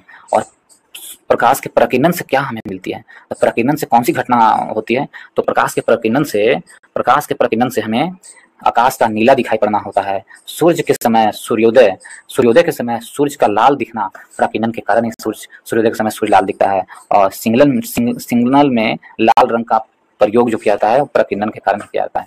और सूर्यास्त के समय भी लाल जो सूर्य दिखाई देती है वो प्रकीर्णन के कारण दिखाई देती है। प्रकाश का पूर्ण आंतरिक परिवर्तन से क्या होता है? प्रकाश के पूर्ण आंतरिक परिवर्तन से मिरेज, हीरा का चमकना और प्रकाश तंतु, मिरेज यानी जो पूर्ण आंतरिक परिवर्तन के कारण ही दिखता है। तो ऑप्शन नंबर डी हमारा सही आंसर है। नेक्स्ट पे चलते हैं दोस्तों। इसमें दिया गया 55 में कार्य का मात्रक क्या है? तो कार्य का मात्रक देखें तो जूल है। ऑप्शन नंबर ए हमारा सही आंसर है। कार्य का मात्रक जूल है। कार्य की मात्रक क्या है? जूल है। यदि इसका एसआई मात्रक देखें और भौतिक राशि देखें, लंबाई का एसआई मात्रक मीटर है। ताप का एसआई मात्रक केल्विन है। विद्युत धारा का एसआई मात्रक एम्पियर है। और पदार्थ का परिणाम क्या होता है? मोल होता है। ज्योति तीव्रता का एसआई मात्रक कैंडेला होता है। बल का एसआई मात्रक न्यूटन होता है। शक्ति का वाट होता है। दाब का पास्कल होता है, वायुमंडलीय दाब का बार होता है, और घन कोण का SI मात्रक स्टेरेडियन होता है। तो ऑप्शन नंबर ए हमारा सही आंसर है, कार्य का मात्रक जूल है। नेक्स्ट चलते हैं दोस्तों 56 नंबर प्रश्न में, इसमें दिया गया है प्रकाश वर्ष इसकी इकाई है, प्रकाश वर्ष दूरी की इकाई है। ऑप्शन नंबर ए हमारा सही आंसर है। प्रकाश वर्ष किसकी इकाई है? दूरी की इकाई है। प्रकाश वर्ष सबसे लंबी दूरी मापने की इकाई है प्रकाश वर्ष। बल का क्या होता है? बल का न्यूटन होता है, दाब का पास्कल होता है, और तापमान का केल्विन होता है दोस्तों। उष्मा का SI मात्रक जूल होता है, विद्युत धारा का SI मात्रक एम्पियर होता है, और आवेश का SI मात्रक कूलाम होता है। नेक्स्ट चलते हैं 57 में, कौन सी विद्युत चुंबकीय तरंग नहीं है? कौन इसमें विद्युत चुंबकीय तरंग नहीं है, ये प्रश्न दिया गया है। तो ध्वनि तरंग क्या है? एक विद्युत चुंबकीय तरंग नहीं है। ऑप्शन सी हमारा सही आंसर है। ध्वनि तरंग एक विद्युत चुंबकीय तरंग नहीं है। ध्वनि तरंग अनुदैर्ध्य तरंग है, अनुदैर्ध्य तरंग कहलाता है ध्वनि तरंग, ठीक है। अयांत्रिक तरंग को विद्युत चुंबकीय तरंग कहते हैं। अयांत्रिक तरंग, सभी विद्युत चुंबकीय तरंग फोटोन की बनी होती है दोस्तों। विद्युत चुंबकीय तरंग देखे कौन कौन है? तो गामा विकिरण क्या है? विद्युत चुंबकीय तरंग है। गामा विकिरण विद्युत चुंबकीय तरंग है। और आपको इसकी खोज किसने की थी? पॉल वियार ने गामा विकिरण की खोज की थी। रेडियो तरंग क्या है? विद्युत चुंबकीय तरंग है। इसकी खोज मार्कोनिक ने की थी, रेडियो तरंग की खोज। और माइक्रो तरंग भी एक क्या है? तो माइक्रो तरंग भी एक विद्युत चुंबकीय तरंग है। ये हर्ष के द्वारा खोजा गया था। अवरक्त विकिरण क्या है? तो ये भी विद्युत चुंबकीय तरंग है। और हम अवरक्त विकिरण की खोज हर्षल ने किया था। परावैंगनी विकिरण की खोज किसने किया था? रिक्टर ने। और ये भी एक विद्युत चुंबकीय तरंग है, परावैंगनी विकिरण की। नेक्स्ट चलते हैं दोस्तों, तो ऑप्शन नंबर सी ध्वनि तरंग विद्युत चुंबकीय तरंग नहीं है। नेक्स्ट प्रश्न चलते हैं 58 में, इसमें दिया गया है प्लांक नियतांक का मान जूल सेकंड में होता है। तो प्लांक नियतांक का मान जूल सेकंड में 6.63 और 10⁻⁻⁻34 होता है। Option number 6.63, sorry, option number D हमारा सही आंसर है। ऑप्शन नंबर डी सही आंसर है। नेक्स्ट चलते हैं दोस्तों 59 में, हल्दी पौधे के किस भाग से प्राप्त होती है? हल्दी है जो पौधे के किस भाग से प्राप्त होती है? तो हल्दी पौधे के तना से प्राप्त होती है। हल्दी पौधे का कौन सा भाग है? तो तना का भाग है हल्दी। ऑप्शन नंबर ए हमारा सही आंसर है। हल्दी पौधे के तने से प्राप्त होती है। कंद आलू है जो कंद से प्राप्त होती है। आलू किससे? कंद से, ट्यूबर से प्राप्त होती है। बोंदा और केसर घन कंद कहलाता है। प्याज सल कंद से प्राप्त होती है, प्याज। और हल्दी अदरक प्रकंद राइजोम या तना से प्राप्त होती है, हल्दी और अदरक। मूली के जो है तुर्क रूपी का उदाहरण है मूली, और गाजर शंकुर रूपी का उदाहरण है। तो ऑप्शन नंबर ए हमारा सही आंसर। 60 नंबर प्रश्न में चलते हैं दोस्तों। 60 में दिया गया है कि श्वेत रक्त कणिकाएं कितने प्रकार की होती हैं? श्वेत रक्त कणिकाएं हैं जो आपको कितने प्रकार की होती हैं? तो 5 प्रकार की होती हैं श्वेत रक्त कणिकाएं। ऑप्शन नंबर सी हमारा सही आंसर। कितने प्रकार की? 5 प्रकार की होती है श्वेत रक्त कणिकाएं। नेक्स्ट चलते हैं दोस्तों 61 की ओर। लसिका किसमें उपस्थित होती है? लसिका है जो किसमें उपस्थित होती है? तो लसिका संवहन ऊतक में उपस्थित होती है। ऑप्शन नंबर ए हमारा सही आंसर है। लसिका संवहन ऊतक में उपस्थित होती है। तरल ऊतक को संवहनीय ऊतक भी कहा जाता है। रक्त और लसिका को तरल संयोजी ऊतक कहते हैं दोस्तों। रक्त और लसिका को, रक्त के तरल भाग को प्लाज्मा कहा जाता है, और रक्त में 55% भाग में प्लाज्मा होता है, और प्लाज्मा में 90% भाग क्या होता है? पानी होता है। और लसिका एवं एक रंगहीन द्रव है जिसमें आरबीसी एवं प्लेटलेट्स नहीं होते हैं लसिका में। ठीक है दोस्तों, तो ऑप्शन नंबर ए हमारा सही आंसर है। नेक्स्ट चलते हैं 62 में, पीलिया रोग रुधिर में निम्नलिखित में से की मात्रा बढ़ने से होती है? पीलिया रोग किसकी मात्रा बढ़ने से होती है? पीलिया रोग में बिलीरुबिन की मात्रा बढ़ने से होती है। पीलिया रोग रुधिर में बिलीरुबिन बढ़ जाने से पीलिया रोग होती है। ऑप्शन नंबर ए हमारा सही आंसर है। पीलिया रोग यकृत को प्रभावित करता है दोस्तों, ठीक है। और पीलिया रोग की हेपेटाइटिस के नाम से भी जाना जाता है पीलिया रोग को। और हेमोग्लोबिन की कमी से रक्त क्षीणता रोग हो जाती है, और रक्त शरीर में पोषण पदार्थ को परिवहन करता है, पोषण पदार्थ को। तो हेमोग्लोबिन की कमी से रक्त क्षीणता होती है। तो ऑप्शन नंबर ए हमारा सही आंसर है। नेक्स्ट चलते हैं दोस्तों, इसमें दिया गया कौन सबसे बड़ी ग्रंथि है? सबसे बड़ी ग्रंथि कौन है? यदि इसमें हम देखें तो सबसे बड़ी ग्रंथि आपको कौन है? तो यकृत है जो सबसे बड़ी ग्रंथि है। ऑप्शन नंबर ए हमारा सही आंसर है। यकृत सबसे बड़ी ग्रंथि है, और इसकी वजन कितना है? 1.5 से लेकर 2 kg तक होता है यकृत का वजन। और यकृत से क्या निकलती है? यकृत है जो पीत का श्रावण करता है दोस्तों। पीत का श्रावण कौन करता है? यकृत करता है, ठीक है। यदि भोजन में जहर देकर मारे गए व्यक्ति की मृत्यु के कारण को जब जांच किया जाता है तो कहाँ से प्राप्त होगा? तो यकृत से ही मुझे वह चीज पहचान में आएगा, यकृत जांच करने पर, ठीक है। अग्नाशय मानव शरीर की दूसरी सबसे बड़ी ग्रंथि है। अग्नाशय है जो मानव शरीर की दूसरी सबसे बड़ी ग्रंथि है। वृक्क का क्रियात्मक इकाई क्या होता है? तो नेफ्रॉन होता है वृक्क का क्रियात्मक इकाई। तो ऑप्शन नंबर बी हमारा सही आंसर है। 64 में, यह सैंगिवोरस होते हैं। कौन सैंगिवोरस होते हैं? तो मच्छर सैंगिवोरस होते हैं। ऑप्शन नंबर डी हमारा सही आंसर है। मच्छर सैंगिवोरस खून पर निर्वहन करने वाले, कुछ खून चूसने वाले जंतु कीट होते हैं दोस्तों। और मच्छर, कॉकरोच, संघ आर्थ्रोपोडा के जीव हैं। ठीक है। आर्थ्रोपोडा के जीव कौन है? मच्छर और कॉकरोच। कॉकरोच और मच्छर है जो आर्थ्रोपोडा के, कॉकरोच और मच्छर क्या है? आर्थ्रोपोडा के जीव है, ठीक है। और यदि हम इसमें देखें मलेरिया रोग किसके कारण होता है? तो मादा एनोफिलीज के काटने से होता है मलेरिया रोग, मादा एनोफिलीज के काटने से होता है, ठीक। और सोने की बीमारी सीसी मच्छर से होता है दोस्तों, और काला जार बालू मक्खी से फैलता है। तो ऑप्शन नंबर डी हमारा सही आंसर है। नेक्स्ट पे चलते हैं दोस्तों, इसमें दिया गया है 65 में कौन मास्टर ग्रंथि कहलाती है? मास्टर ग्रंथि कौन कहलाएगी? यदि देखें मास्टर ग्रंथि कौन है, तो मास्टर ग्रंथि पीयूष ग्रंथि को कहते हैं मास्टर ग्रंथि। ऑप्शन नंबर बी हमारा सही आंसर है, पीयूष ग्रंथि। पीयूष ग्रंथि को मास्टर ग्रंथि कहते हैं। यह कपाल की स्फेनाइड हड्डी में एक गड्ढे में स्थित होती है पीयूष ग्रंथि। इसको सेल टर्सिका भी कहा जाता है। पीयूष ग्रंथि का भार लगभग 0.6 ग्राम होता है दोस्तों। पीयूष ग्रंथि से हार्मोन निकलता है, STH, TSH, ACTH, GTH, FSH, LH आदि हार्मोन निकलते हैं। ऑप्शन नंबर बी हमारा सही आंसर है, मास्टर ग्रंथि पीयूष ग्रंथि कहते हैं। 66 में यह विटामिन टेकोफेरॉल होता है। कौन सा विटामिन टेकोफेरॉल होता है? तो टेकोफेरॉल विटामिन ई को कहा जाता है। ऑप्शन नंबर डी हमारा सही आंसर है, विटामिन ई को टेकोफेरॉल कहा जाता है। विटामिन ई की कमी से जनशक्ति कम होने लगती है दोस्तों, ठीक है। विटामिन ए को देखो तो विटामिन ए को रेटिनॉल कहते हैं। विटामिन ए को क्या कहते हैं? रेटिनॉल। विटामिन बी1 को कहते हैं थायमीन कहते हैं विटामिन बी1 को। विटामिन डी को कैल्सिफेरॉल कहते हैं दोस्तों। विटामिन डी को क्या कहते हैं? कैल्सिफेरॉल। विटामिन के को फिलोक्विनिन कहते हैं विटामिन के को। विटामिन बी2 को पेंटोथेनिक कहते हैं विटामिन बी2 को, और विटामिन बी7 को बायोटिन कहते हैं। तो ऑप्शन नंबर डी हमारा सही आंसर, टेकोफेरॉल विटामिन ई को कहते हैं। नेक्स्ट पे चलते हैं 67 में यह अपनी सामाजिक व्यवस्था के लिए प्रसिद्ध है। कौन? तो मधुमक्खी है जो अपनी सामाजिक व्यवस्था के लिए प्रसिद्ध है। ऑप्शन नंबर सी हमारा सही आंसर है, मधुमक्खी। नेक्स्ट पे चलते हैं 68 में नायलॉन में इसके एक लग के मध्य इस प्रकार के बंद होते हैं। नायलॉन में किसके एक लग के मध्य बंद होते हैं? नायलॉन में है,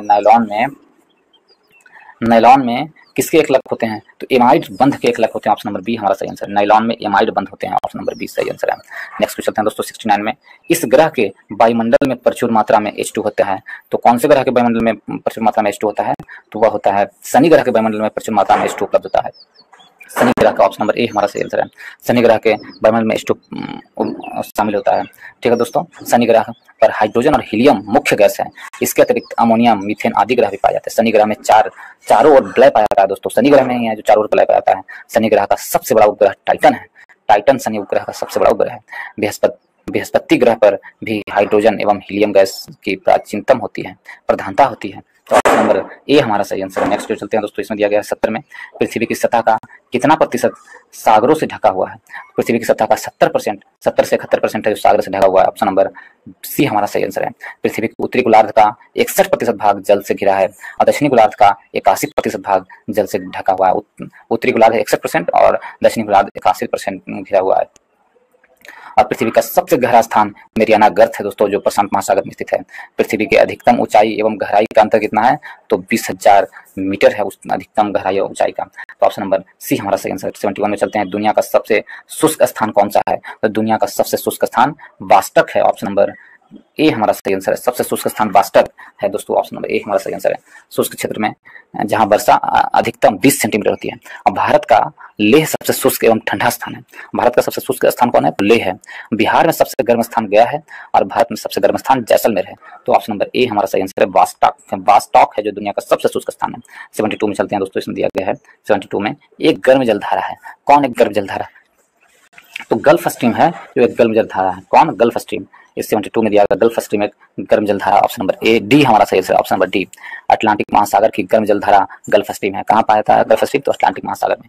हम्पबोल्ट जलधारा पेरुवियन की जलधारा भी है। हम्पबोल्ट जलधारा कहाँ? पेरुवियन की जलधारा, यह ठंडी जलधारा है। हम्पबोल्ट जलधारा प्रशांत महासागर की ठंडी जलधारा। कनारी जलधारा अटलांटिक महासागर की ठंडी जलधारा है। कनारी कहाँ है? अटलांटिक महासागर की ठंडी जलधारा है। सुषिमा की जलधारा प्रशांत महासागर की गर्म जलधारा है। नेक्स्ट चलते हैं दोस्तों,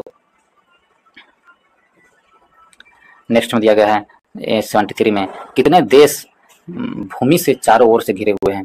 तो कुल कितने देश हैं जो भूमि के चारों ओर से घिरे हुए हैं, जैसे लैंड लॉक देश कहा जाता है। तो विश्व में कुल 44 देश हैं जो भूमि के चारों ओर से घिरा हुआ है, लैंड लॉक देश है, ठीक है। भू आवेशिक देश कितने हैं? तो विश्व में 44 देश हैं। और दोहरे भूमि आवेशिक लिechtenstein और उज्बेकिस्तान है। दोहरे भू, ठीक है। कजाकिस्तान सबसे बड़ा भू आवेशिक देश है दोस्तों। एशिया भू आवेशिक देशों में शामिल अफगानिस्तान, नेपाल, मंगोलिया, लाओस आदि आते हैं। तो ऑप्शन नंबर बी हमारा सही आंसर है। कितना? 44 देश। 74 में दो तारे क्रमशः इतना मीटर गुना इतना मीटर तरंगदैर्घ्य पर अधिकतम ऊर्जा उत्सर्जित करते हैं, तो इनका अनुपात क्या होगा? इतना बटा इतना कर दीजिए तो कितना आएगा? 4:3 आएगा। ऑप्शन नंबर डी हमारा सही आंसर है। नेक्स्ट प्रश्न में चलते हैं दोस्तों। नेक्स्ट में दिया गया क्या, इसमें दिया गया है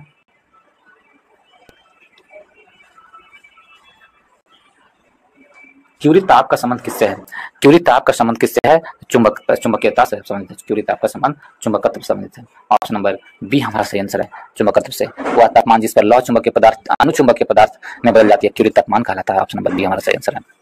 नेक्स्ट चलते हैं दोस्तों 76 में, यदि एक व्यक्ति एक समतल दर्पण की तरफ भी चाल से चलता है तो उसे दर्पण में अपना प्रतिबिंब इस चाल से अपनी ओर आता प्रतीत होता है। तो किस चाल से? टू भी चाल से अपनी ओर आता प्रतीत होता है। ऑप्शन नंबर ए हमारा सही आंसर है। नेक्स्ट चलते हैं दोस्तों 77 की ओर। बिहार के इस तरफ के राज्य में सर्वाधिक जनसंख्या है। बिहार के किस तरफ के राज्य में सबसे अधिक जनसंख्या है? तो बिहार के जो पश्चिम तरफ का राज्य है उस तरफ का राज्य में सबसे अधिक जनसंख्या है। ऑप्शन नंबर पश्चिम की तरफ का ऑप्शन नंबर बी हमारा सही आंसर है। ऑप्शन नंबर बी सही आंसर है। नेक्स्ट चलते हैं दोस्तों। नेक्स्ट में 68 में दिया गया है चिल्का झील कहाँ स्थित है? चिल्का झील कहाँ स्थित है दोस्तों? चिल्का झील उड़ीसा में स्थित है। ऑप्शन नंबर ए हमारा सही आंसर है। चिल्का झील भारत के सबसे बड़ी तटीय झील है और सांबर झील भारत का सबसे खारा झील है। सबसे खारा झील कौन है? सांबर झील है। सांबर झील राजस्थान में स्थित है दोस्तों। भारत की सबसे मीठे पानी की झील बुल्लर झील है जो जम्मू कश्मीर में स्थित है। और भारत की सबसे बड़ी कृत्रिम झील गोविंद बल्लभ सागर झील है। भारत की सबसे बड़ा कृत्रिम झील गोविंद बल्लभ सागर झील है। ठीक है, सबसे बड़ा कृत्रिम झील। और गोविंद झील हिमाचल प्रदेश में अवस्थित है दोस्तों। गोविंद झील हिमाचल प्रदेश में। तो ऑप्शन नंबर ए हमारा सही आंसर है। नेक्स्ट क्वेश्चन चलते हैं दोस्तों। इसमें दिया गया है 82 में सुमात्रा द्वीप किसमें अवस्थित है? सुमात्रा द्वीप कहाँ अवस्थित है? जावा सुमात्रा द्वीप है जो किसमें अवस्थित है? यह जो है आपको हिंद महासागर में अवस्थित है। ऑप्शन नंबर ए हमारा सही आंसर है। सुमात्रा द्वीप कहाँ स्थित है? हिंद महासागर में। सुमात्रा, जावा, बाली इंडोनेशिया देश का द्वीप है। सुमात्रा, जावा और बाली द्वीप इंडोनेशिया द्वीप का देश है। इंडोनेशिया की राजधानी जकार्ता है दोस्तों। जकार्ता जावा द्वीप पर स्थित है। इन द्वीपों पर संघन आबादी है। ये द्वीप हिंद महासागर में अवस्थित स्थित है। पूर्वी बोर्नियो द्वीप, कालीमंतन के नुसंतारा, अब इंडोनेशिया की राजधानी क्या कर दिया गया है? न्यू संतारा कर दिया गया है दोस्तों। ठीक है, नेक्स्ट प्रश्न में चलते हैं। नेक्स्ट में दिया गया है 83 में किस देश में सर्वाधिक टाइम जोन है? सबसे अधिक टाइम जोन वाला देश कौन सा है? तो फ्रांस है। फ्रांस है जो सबसे अधिक टाइम जोन वाला देश है। ऑप्शन नंबर ए हमारा सही आंसर है। फ्रांस में 12 और रूस में 11 और अमेरिका में 9 टाइम जोन है। तो फ्रांस में सबसे अधिक टाइम जोन है। ठीक है, 12 गो और रूस में 11 गो, ऐसा ही हो गया 23 गो और 9 32 गो टाइम जोन है जो इन 3 जगहों पर है। ठीक है, विश्व को 24 टाइम जोन में बांटा गया है और प्रत्येक टाइम जोन को 15 देशांतर अर्थात 1 घंटा अशांत अंतराल पर बांटा गया है। ठीक है दोस्तों, एक देशांतर के बीच 4 मिनट का समय होता है एक देशांतर के बीच। नेक्स्ट क्यों चलते हैं 84 नंबर प्रश्न में, बिहार में कितने जिले हैं? यदि ये प्रश्न पूछा गया कि बिहार में कितने जिले हैं तो बिहार में 38 जिले हैं दोस्तों। ऑप्शन नंबर सी हमारा सही आंसर है। बिहार में 38 जिले हैं। कितने जिले हैं बिहार में? तो 38 जिले हैं। ऑप्शन नंबर बी हमारा सही आंसर है। बिहार में 40 पुलिस जिले हैं और बिहार में 101 अनुमंडल है दोस्तों। बिहार में कितने अनुमंडल है? तो 101 अनुमंडल है। बिहार में प्रखंड कितने हैं? तो 534 प्रखंड है बिहार में। और बिहार में सर्वाधिक जनसंख्या घनत्व वाला जिला शिवहर है और सर्वाधिक पुरुष एवं महिला साक्षरता वाला जिला कौन है? तो रोहतास है। तो इस प्रकार ऑप्शन नंबर डी हमारा सही आंसर है। ऑप्शन नंबर डी सही आंसर है 84 का। 84 के बाद 92 की ओर चलते हैं दोस्तों। यदि आप लोग दोस्तों इसी प्रकार के जीएस को पढ़ना चाहते हैं तो और भी पब्लिकेशन का प्रैक्टिस सेट का वीडियो मैं अपलोड कर चुका हूं। जैसे रुक्मणी प्रकाशन का जो प्रैक्टिस सेट बुक था वॉल्यूम 2 उसे मैं अपलोड कर चुका हूं दोस्तों। आप लोग जाकर उसे देख सकते हैं।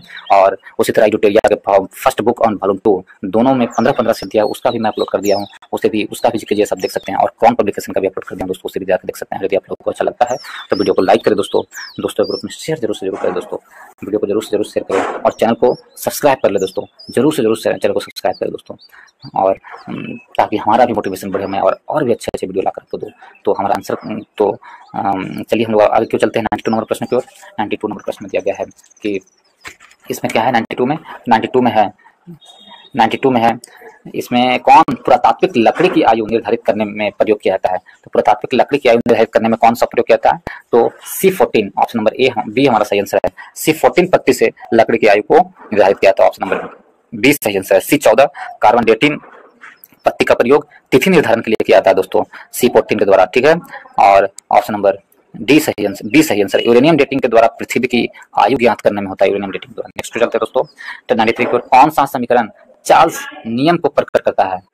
ठीक है, यूरेनियम डेटिंग द्वारा 93 में क्या गया? चार्ल्स के नियम को प्रकट करता है। कौन चार्ल्स के नियम करता है प्रकट? तो V समानुपाती T है जो चार्ल्स के नियम को प्रकट करता है। ऑप्शन नंबर सी हमारा सही आंसर है। ऑप्शन नंबर सी हमारा सही आंसर है। इसमें भी गैस का आयतन है और टी परम ताप है। ठीक है, चार्ल्स के नियम का अनुप्रयोग हाइड्रोजन के गुब्बारे का फटना और रोटी का बनना, ये चार्ल्स के नियम का है। ऑप्शन नंबर सी हमारा सही आंसर। नेक्स्ट चलते हैं दोस्तों 94 की ओर। 94 में दिया गया है, इनमें 6 गुना 10⁻23 परमाणु नहीं होते हैं। किसमें नहीं होते हैं? तो यह 6 ग्राम कार्बन में नहीं होते। ऑप्शन नंबर ए हमारा सही आंसर है। 95 में चलते हैं। एप्सम लवण इसका उपयोग यौगिक है। एप्सम लवण है किसका यौगिक है? तो एप्सम लवण है जो आपको किसका यौगिक है? Mg का यौगिक है, मैग्नीशियम का यौगिक है एप्सम लवण। ऑप्शन नंबर बी हमारा सही आंसर। एप्सम लवण का सूत्र होता है MgSO4 एवं 7:2 होता है एप्सम लवण का सूत्र। मैग्नीशियम हाइड्रोक्साइड MgOH का हॉल्ट वाय को मिल्क ऑफ मैग्नीशियम कहा जाता है दोस्तों। मैग्नीशियम हाइड्रोक्साइड को मिल्क ऑफ मैग्नीशियम कहते हैं। ठीक है, और मैग्नीशियम सल्फेट प्राकृतिक में इप्सोमाइट के रूप में इप्सम के गर्म झरने में पाया जाता है। यह रंगहीन रवेदार ठोस पदार्थ है। मैग्नीशियम सल्फेट या इप्सम लवण एक डिल्यूसेंट यौगिक है। ऑप्शन नंबर बी हमारा सही आंसर है। कहा नेक्स्ट प्रश्न चलते हैं 96 में। जर्मन सिल्वर में होता है, जर्मन सिल्वर में क्या होता है? जर्मन सिल्वर में निकेल होता है। ऑप्शन नंबर सी हमारा सही आंसर है। नेक्स्ट चलते हैं 97 में। 97 में कहा गया है संपर्क विधि इसके निर्माण में प्रयोग होता है। संपर्क विधि है किसके निर्माण में प्रयोग होता है? तो संपर्क विधि है जो आपको H2SO4 के निर्माण में प्रयुक्त होता है। संपर्क विधि H2SO4 के निर्माण में प्रयुक्त होता है। H2SO4 के निर्माण में कौन विधि प्रयुक्त होता है? तो संपर्क विधि। ऑप्शन नंबर बी हमारा सही आंसर है, संपर्क विधि। यदि आप लोग दोस्तों भारतीय संविधान पढ़ना चाहते हैं प्रीवियस ईयर क्वेश्चन ऑब्जेक्टिव प्रश्न के रूप में, तो हमारे चैनल के प्लेलिस्ट में जाएं, वहां पर आपको previous year question objective form में उपलब्ध मिलेगा दोस्तों। उसका मैं प्लेलिस्ट बना दिया हूँ। पूरा बुक को मैं समाप्त कर दिया हूँ चैप्टर वाइज ऑब्जेक्टिव क्वेश्चन। यदि आप लोग उसे नहीं देखें तो जाकर देख लें दोस्तों। भारतीय इतिहास का भी, तीनों इतिहास का अलग अलग प्लेलिस्ट बना दिया हूं दोस्तों ऑब्जेक्टिव प्रश्न के रूप में। आप लोग जाकर उसे देखें दोस्तों, इससे आपको काफी लाभ मिलेगा। मुझे विश्वास है आप इसे यदि पढ़ते हैं तो जीके जीएस आपका मजबूत होगा दोस्तों, और जीके जीएस ज्यादा से ज्यादा रिवाइज होगा। आपके जो प्रैक्टिस बनाते हैं उसमें आपको प्रैक्टिस सेट में कॉन्फिडेंस लेवल बढ़ा हुआ रहेगा दोस्तों, और आप अच्छा से अच्छा नंबर लाने की गुंजाइश होगी आपको यदि आप लोग देख लेते हैं तो। और उसे रिवाइज जरूर कर ले दोस्तों। यदि आप लोग को अच्छा लगता है तो वीडियो को लाइक करें, दोस्तों के ग्रुप में शेयर करें, चैनल को सब्सक्राइब करना पड़े दोस्तों। चलिए आगे चलते हैं 92 में। भारी जल का रासायनिक नाम क्या होता है? तो भारी जल का रासायनिक नाम ड्यूटेरियम मोनोऑक्साइड होता है। ड्यूटेरियम ऑक्साइड होता है, सॉरी ड्यूटेरियम मोनोऑक्साइड नहीं, भारी जल का रासायनिक नाम होता है ड्यूटेरियम ऑक्साइड। क्या होता है? Deuterium oxide. Option number B हमारा सही आंसर है। ड्यूटेरियम ऑक्साइड होता है भारी जल का D2O होता है जिसे बोलते हैं, उसका रासायनिक सूत्र D2O होता है। ऑप्शन नंबर बी हमारा सही आंसर है। नेक्स्ट चलते हैं दोस्तों 99 नंबर प्रश्न की ओर। इसमें दिया गया है 99 में NCl में यह बंध है। तो NCl में कौन सा बंध होता है? तो NCl में वैद्युत संयोजक बंधन होता है, और वैद्युत संयोजक बंधन होता है। ऑप्शन नंबर बी हमारा सही आंसर है। वैद्युत संयोजक आयनिक बंधन होता है, सॉरी NCl में आयनिक बंधन होता है, वैद्युत संयोजक आयनिक बंधन होता है। ऑप्शन नंबर ए हमारा सही आंसर होगा। वैद्युत संयोजक आयनिक बंधन होता है NCl में। ऑप्शन नंबर ए सही आंसर है। ठीक है दोस्तों, ऑप्शन नंबर ए सही आंसर है। नेक्स्ट क्यों चलते हैं। नेक्स्ट में दिया गया है 100 नंबर प्रश्न में कितने प्रकार की क्वांटम संख्या होती है? क्वांटम संख्या कितने प्रकार की होती है? तो 4 प्रकार की होती है क्वांटम संख्या। कितने प्रकार की? 4 प्रकार की होती है क्वांटम संख्या। ऑप्शन नंबर डी हमारा सही आंसर है। क्वांटम संख्या कितने प्रकार की होती है? 4 प्रकार की। ऑप्शन नंबर डी सही आंसर है। क्वांटम संख्या वे संख्या है जो किसी इलेक्ट्रॉन की स्थिति को दर्शाता है, जो इलेक्ट्रॉन की स्थिति है उसकी ऊर्जा को जानकारी देता है। क्वांटम 4 प्रकार के होते हैं। कौन कौन? एक मुख्य क्वांटम संख्या होती है, दिगंशी क्वांटम संख्या होती है, चुंबकीय क्वांटम संख्या होती है, एक चक्रण क्वांटम संख्या होती है दोस्तों। ठीक है, तो ऑप्शन नंबर डी हमारा सही आंसर है। इसके साथ ही इस वीडियो को समाप्त करता हूं दोस्तों। यदि आप लोगों को अच्छा लगा हो तो वीडियो को लाइक करें, दोस्तों के ग्रुप में शेयर करें, एंड चैनल को सब्सक्राइब करना ना भूलें दोस्तों। ज्यादा से ज्यादा अपने ग्रुप में शेयर करें, दोस्तों के ग्रुप में शेयर करें दोस्तों, और चैनल को सब्सक्राइब कर ले ताकि हमें भी मोटिवेशन मिल सके और आपको अच्छा से अच्छा वीडियो मिला सकूं। तो चलिए इस वीडियो को देखने के लिए बहुत बहुत धन्यवाद।